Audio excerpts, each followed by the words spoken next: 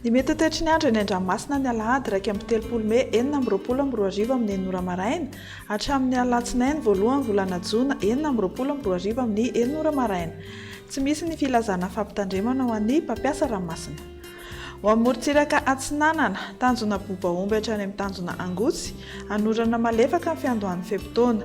Ho avy atsimo na atsimo Atsinanana andrifotra ka 20 hatramin'ny 30 km isan'ora, hatratra 70 km isan'ora indraindray any amin'ny tapany avaratra.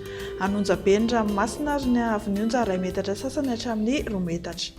Ho an'ny tanjona Angotsy hatrany Mahanoro, anorany tandrifin-drahona indraindray. Ho avy atsimo ny ndrifotra ka 10 km isan'ora, ho avy Atsinanana na avaratra Atsinanana kosa ny atoandro ka 10 hatramin'ny 20 km isan'ora.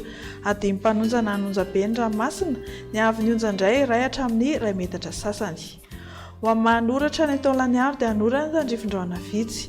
Ho avy avaratra ny ndrifotra ka 10 hatramin'ny 20 km isan'ora, ho avy Atsinanana kosa ny atoandro ka 10 hatramin'ny 10 km isan'ora. Adimy mpanonja na anonja be ny ranomasina, ny avin'onja 2 hatramin'ny 2 metatra sasany. Ho an'ny Taolagnaro hatrany amin'ny tanjona Vohimena dia andrahona mitsitokotoko.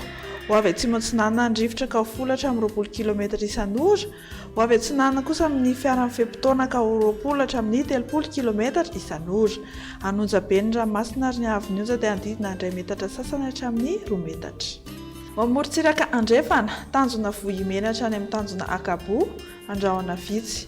Ho avy atsimo ndrifotra ka 20 hatramin'ny 30 km isan'ora, hatratra 70 km isan'ora indraindray.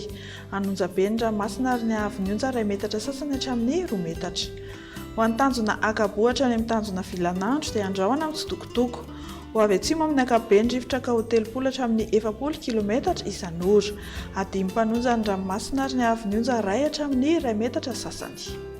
Ho an'ny tanjona Vilanandro hatrany Analalava dia andrahona mitsitokotoko.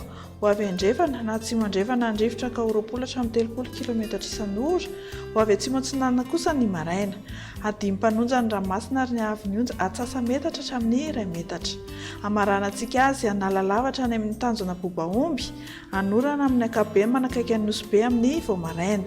Ho avy atsimo Atsinanana andrifotra manakaiky ny tanjona Bobaomby. Ho amin'ny ankafa kosa dia ho avy atsimo Atsinanana andrifotra ka 10 hatramin'ny 20 km isan'ora, hatratra 30 km isan'ora ny avaratry ny Nosy be. Ho avy Andrefana kosa ny atoandro ka 10 hatramin'ny 20 km isan'ora. Ho tonina adimy mpanonja ny ranomasina ary ny avin'onja atsasa-metatra hatramin'ny 2 metatra ny amin'ny tapany avaratra, ho latsaky ny atsasa-metatra kosa any ankafa.